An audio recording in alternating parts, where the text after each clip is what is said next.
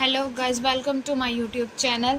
आज हम class 9th mid term examination 2023 और 24 सब्जेक्ट है हमारा हिंदी, कोड है हमारा 002। ये है हमारा गद्यांश जिसे हमें पढ़ के आंसर देना है, जिसके टाइप्स यहाँ पर है। सेला चावल से विश्व का परिचय किस देश ने कराया? भारत ने। बेरी बेरी रो का सहेली भाषा में अर्थ होता है दुर्बल। जब उन्होंने सेला चावल खिलाया गया तो वह ठीक हो गई। गद्यांश में आए इस कथन के पक्ष में निम्नलिखित में से कौन सा तर्क सही है? तो पहला और तीसरा। इसका टाइप्स यहाँ पर है। ए फर्स्ट सही, बी 2 सही, सी फर्स्ट और 2 सही, डी पहला और तीसरा सही। तो इसका आंसर होगा सी, पहला और दूसरा सही है इसका आंसर। कथन ए एवं कारण आर को पढ़कर उपयुक्त विकल्प को चुनिए। कथन ए, सेला चावल मोटापे और डायबिटीज को नियंत्रित करने में बेहतर साबित होता है।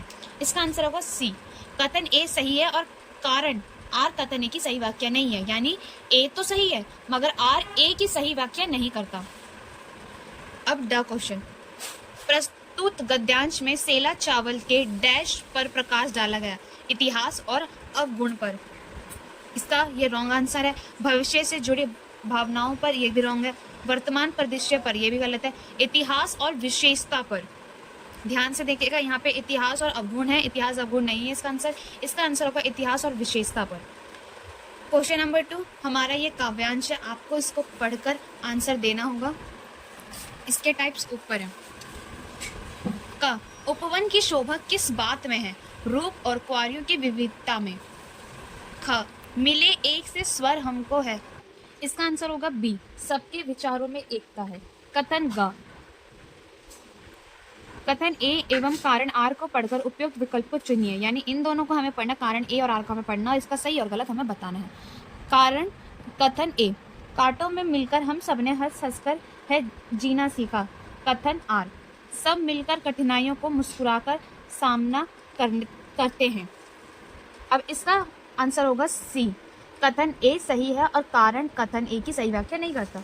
यानी आर हमारा सही है, आर हमारा सही है मगर ए इसकी सही व्याख्या नहीं करता।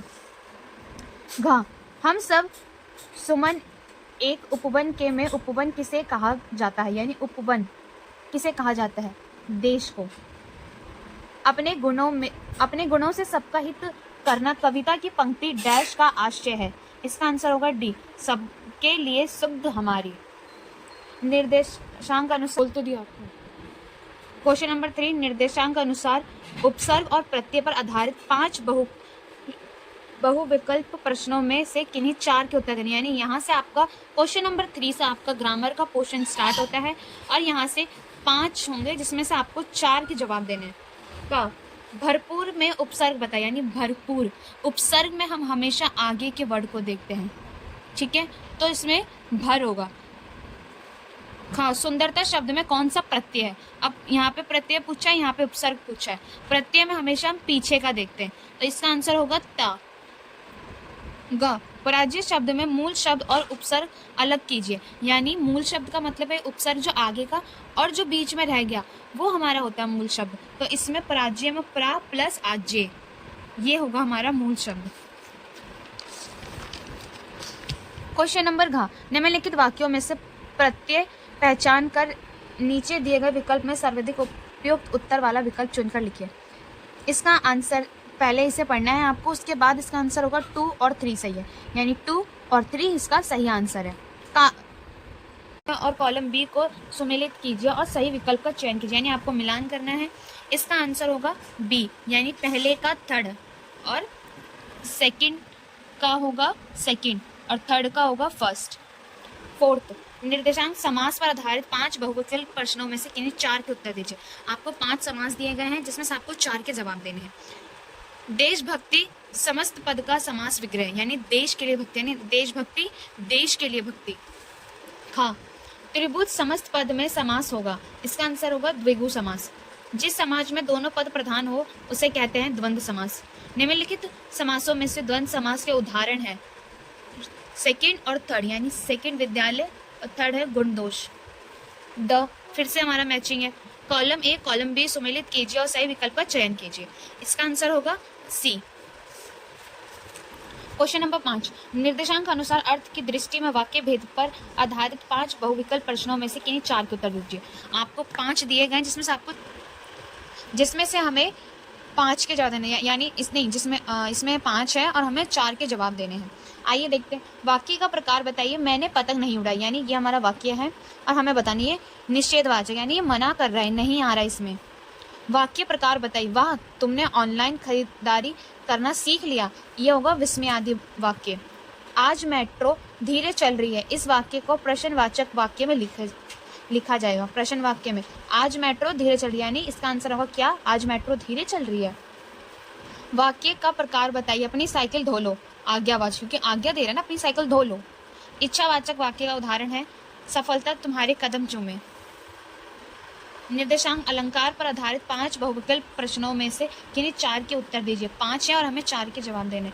निम्नलिखित वाक्यों में से अलंकार पहचानिए। मुख चंद्रमा सुंदर है, इसका आंसर होगा उपमा अलंकार।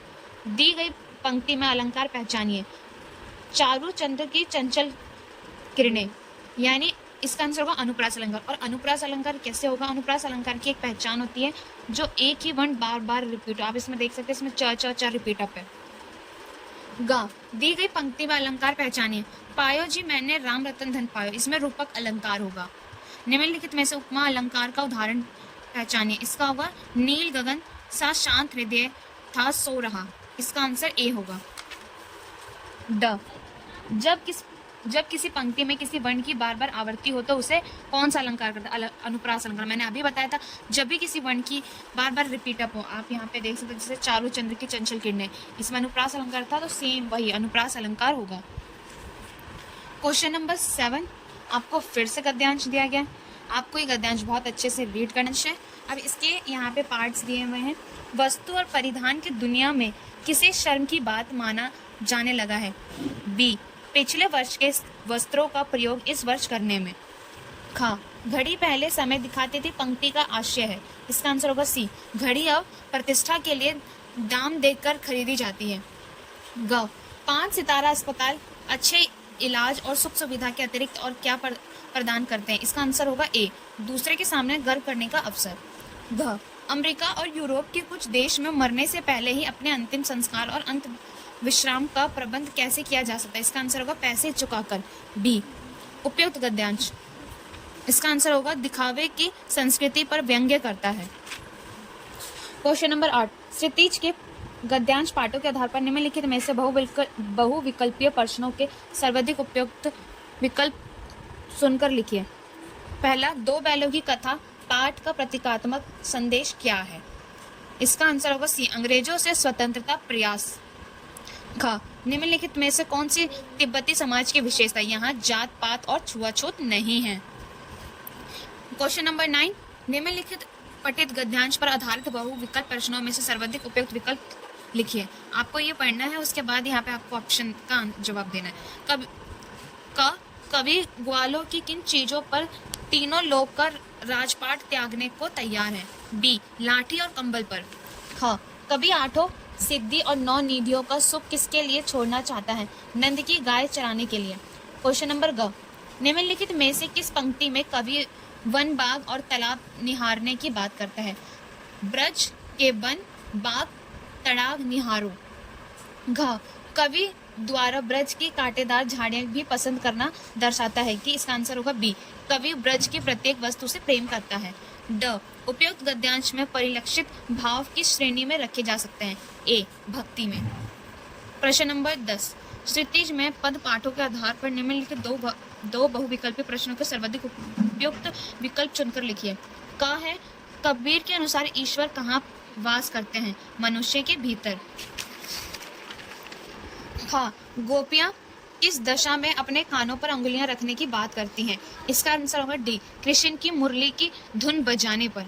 अब यहाँ से आपके वर्णनात्मक प्रश्न है, यानी आपके क्वेश्चन आंसर है, वो आपको खुद देखने होंगे। Thank you so much watching this my video.